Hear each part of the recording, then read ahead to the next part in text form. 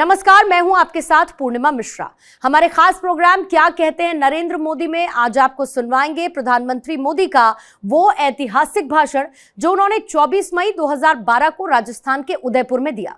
मोदी जी ने अपने भाषण में कहा कि कांग्रेस ने हिंदुस्तान के इतिहास को मिटाने में कोई कसर नहीं छोड़ी। कुछ लोगों को तो लगता है कि हिंदुस्तान का इतिहास एक परिवार से शुरू होता है और एक ही परिवार में टिका रहता है, जैसे इस देश में किसी और ने कुछ किया ही नहीं। आज के समय में अगर राणा प्रताप होते तो क्या होता, इस कालखंड में वो होते तो क्या होता। ये जितने दुनिया में सो कॉल्ड सेक्युलर है उन्होंने नोच लिया होता, उनके पीछे पड़ जाते कि राणा प्रताप ऐसा सोच रहे हैं, राणा प्रताप ये बोल रहे हैं, गौ रक्षा के लिए ये बोल रहा है, नारी रक्षा के लिए ये बोल रहे हैं, ये करने की बात कर रहे हैं, मंदिरों की रक्षा करने के लिए ये कर रहे हैं, हिंदुस्तान की संस्कृति को बचाने के लिए ये कर रहे हैं, फिर तो कुछ गड़बड़ है। ऐसा ही करते और इसी मानसिकता वाले लोगों ने जनता के दिलों में तो राणा प्रताप है, लेकिन इतिहास के जरूखों से मिटाने के लिए कोई कसर नहीं छोड़ी है दोस्तों, कोई कसर नहीं।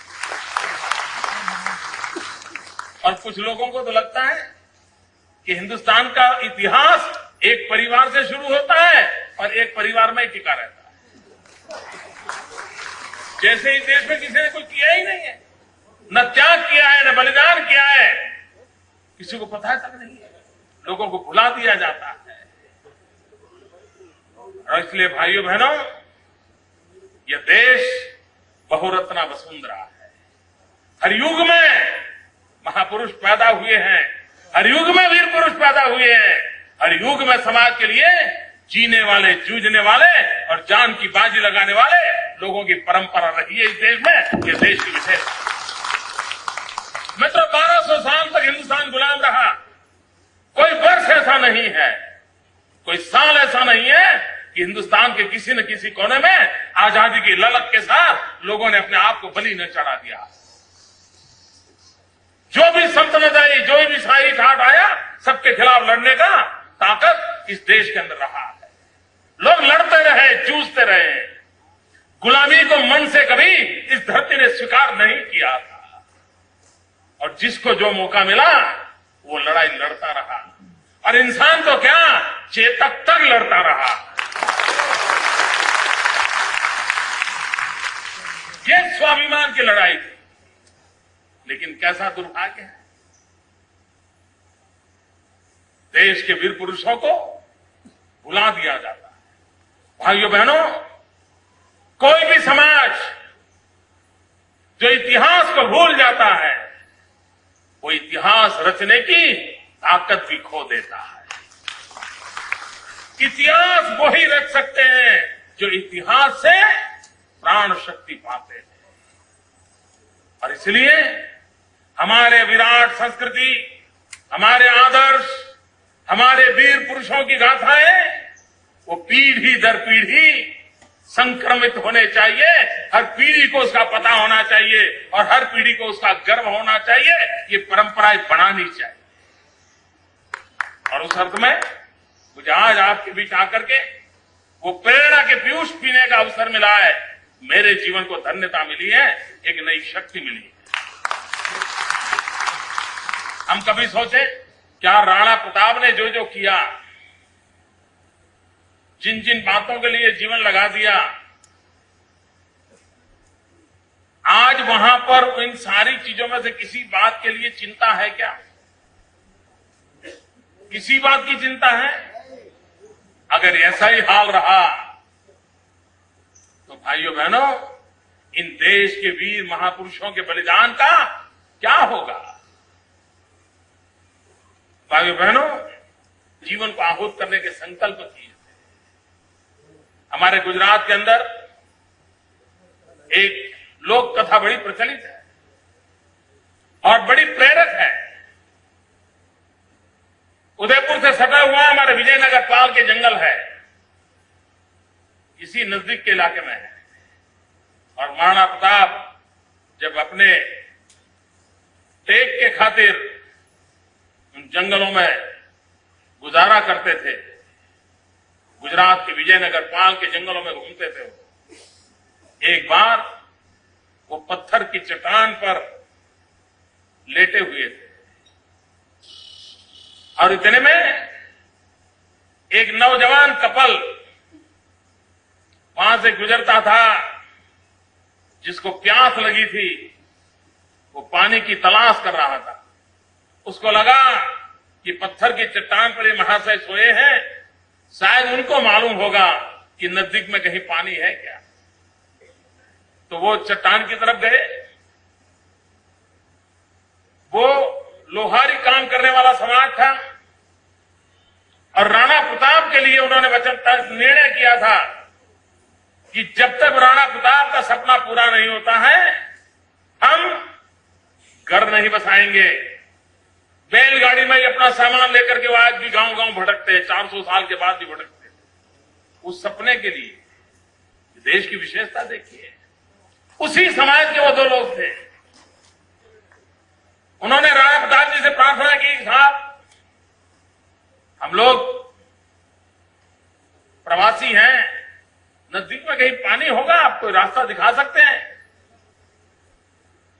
तो महाराणा जी, उनको पता नहीं था वो किससे बात कर रहे हैं, न उन यात्री को पता था वो किससे बात कर रहे हैं। राणा प्रताप जी ने उनके सामने देखा। उन्होंने कहा कि आप दो लोग ही निकले हो? बोले हम दो लोग निकले। तो बोले आपके संतान साथ नहीं लाए हो क्या? नहीं, बोले हमें संतान नहीं है। तो महाराणा प्रताप जी को लगा कि अरे भाई, मैंने ऐसा सवाल क्यों पूछ दिया, बेचारों को दुख हुआ होगा। तो उन्होंने अपना संकोच से कहा, अरे अरे क्षमा कीजिए, मैंने आपको पीड़ा पहुंचे ऐसा सवाल पूछ दिया। नहीं, बोले पीड़ा पहुंचने की बात नहीं है, ये हमारे लिए गर्व की बात है कि हमारा संतान नहीं है। बोले गर्व की बात है, क्यों? तो बोले हमने प्रण लिया है। दो सामान्य लोग, लोहारी काम करने वाले परिवार के लोग, पैदल जाने वाले गरीब अवस्था के लोग, महाराणा प्रताप जैसे वीर पुरुष के सामने खड़े रह करके कहते हैं, हमने प्रण लिया है कि जब तक महाराणा प्रताप मेवाड़ की धरती पर विजय ध्वज न फहराए, तब तक हम संसार सुख नहीं मनाएंगे और इसलिए हमें बच्चे नहीं। आप कल्पना कर सकते हैं उस समय राणा प्रताप के मन को क्या हुआ होगा। क्या कभी राणा प्रताप ने भी सोचा होगा कि उनकी इस लड़ाई में कहां कहां से लोग लगे होंगे, किस किस प्रकार से लोग अपना जीवन लगाते होंगे, और तब जाकर के विजय होता है।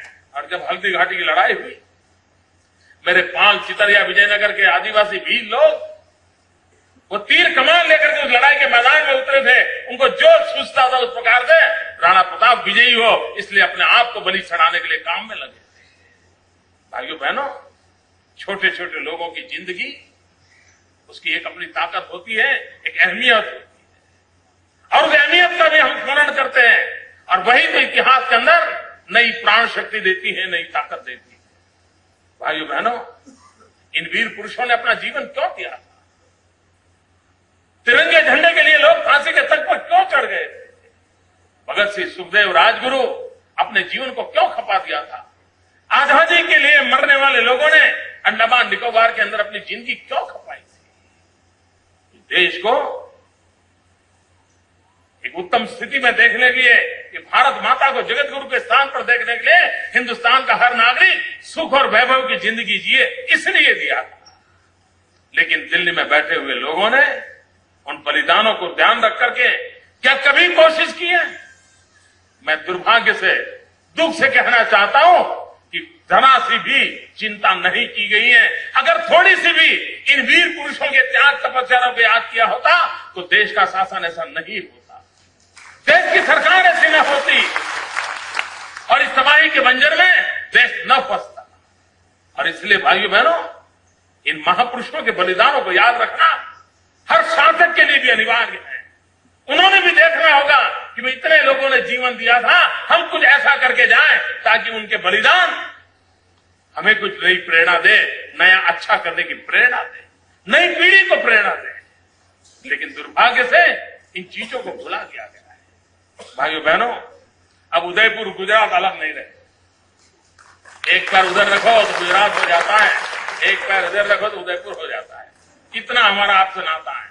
यहाँ आधा व्यापार गुजराती भाषा में चलता है, आधा व्यापार मार्केट में चलता है। कोई व्यापारी यहाँ गुजराती न सीखे तो व्यापार नहीं चलता, वो गुजराती बोल लेता है। इतना नाता है, लेकिन ये नाता बहुत पुराना है। महाराणा प्रताप का वंशज और हमारा वल्लभी वंश दोनों का सदियों पुराना नाता। जिस बप्पा रावल के नाम से लेकर के हमारा सर ऊंचा होता है, वो बप्पा रावल गुजरात की धरती के थे। और भाइयों बहनों, बहुत कम लोगों को मालूम होगा, जो चेतक घोड़ा था ना, उसकी मां गुजराती थी।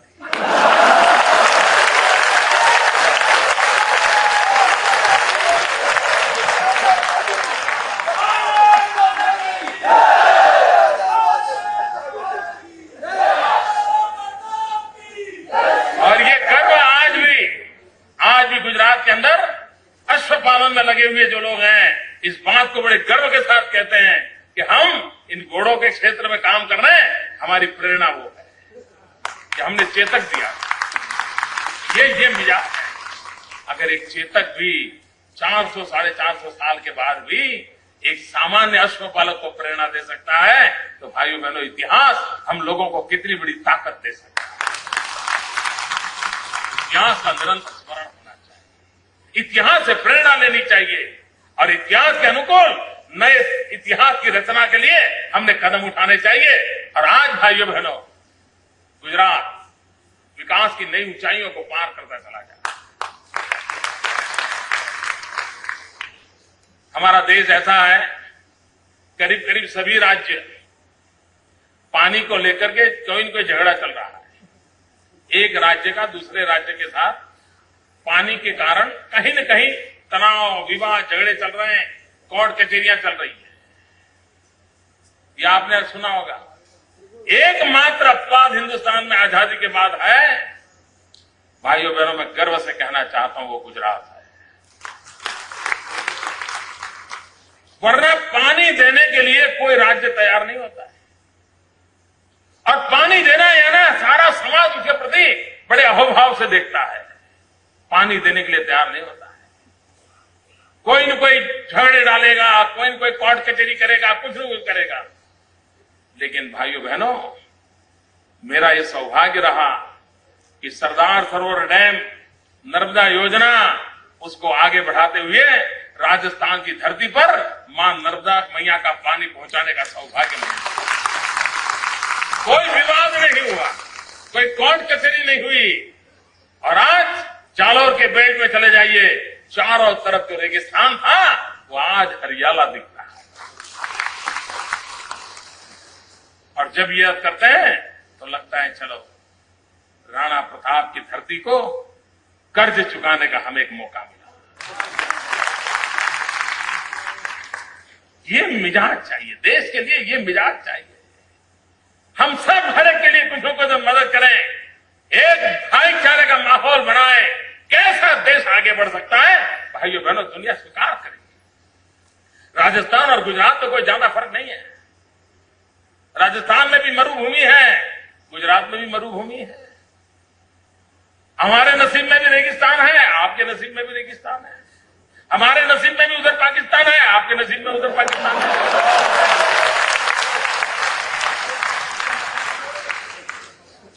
उसके बावजूद भी अकाल अगर राजस्थान में होता है तो अकाल गुजरात में भी होता है।